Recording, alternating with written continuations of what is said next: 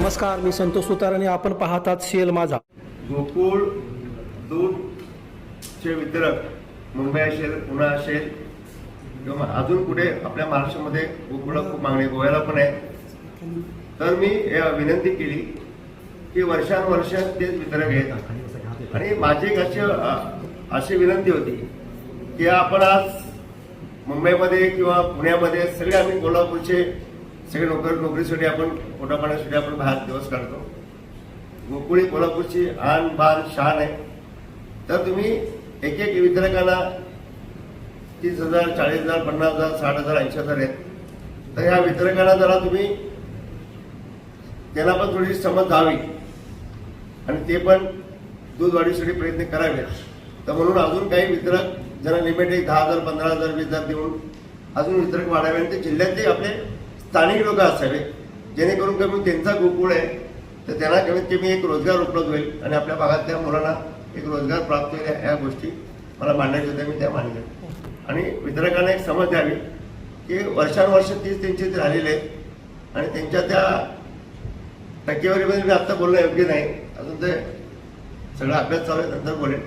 तर वितरक वाढावी माझी पहिली भूमिका आहे. वितरक वाढल्यामुळे चांगल्यापैकी राबतील आणि दूध आपल्याला अजून दुधाचा प्रवाह जास्त वाढेल आणि विक्री जास्त वाढेल.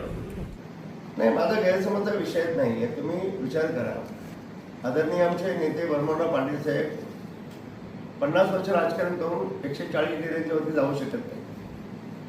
ते प्रामाणिकपणे काम करून एवढे कालपणे इनलिगली संस्था 1200 उभे केल्यानंतर आमच्या दूध संस्थांना कुठे मान सन्मान असेल का?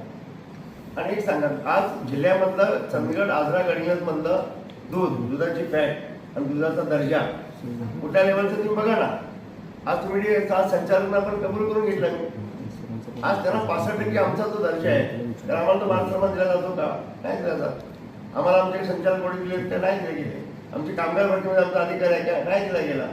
रूटमध्ये आमचा आहे का? नाही. आमचा फक्त वापर होतो ना.